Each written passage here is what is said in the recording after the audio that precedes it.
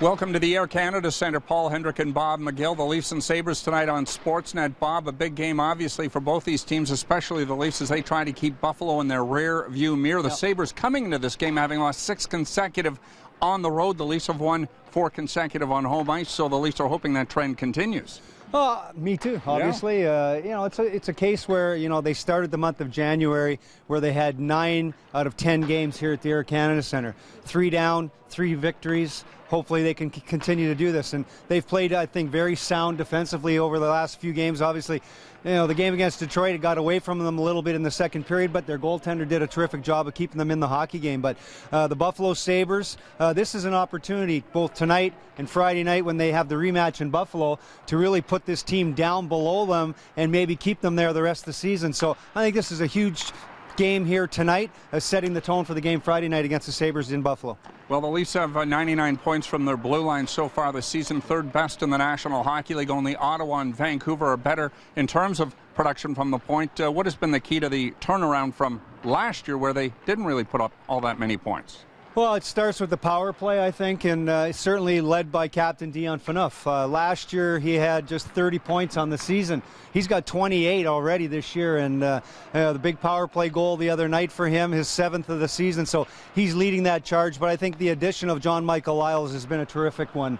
Even though he's been out the past 7 hockey games, it's hurt their power play, I think, a little bit because he was the quarterback, I guess, back there. But overall, the defense moving the puck, getting involved in the play offensively, and thus being the 3rd highest scoring defensive core in the National Hockey League, a huge reason why they are sitting where they are right now in a playoff position here this morning. 99 points from the blue line this season compared to 89 last year. Let's move up front. David Steckel opened the season with 4 consecutive goals on the road, now 3 consecutive goals on home ice. However, he's still looking for a milestone point on the other side of the ledger. We keep joking that he's leading the Cy Young this year. He's 7-0. No assists yet this year, which is kind of hard to believe, really. But a huge goal for him the other night. Tim Connolly breaks a blade of his skate, and he gets the opportunity in the first period to get a shift on that line between Kessel and Lupul, and he comes up with a huge goal to make it 3-0 in that first period. And what I like about David Steckel, obviously, besides him being a terrific face-off guy, is right now, with the addition of Mike Brown coming back to the lineup, he's got Darryl Boyce on his other flank. I think that's a really formidable 4th line in the National Hockey League.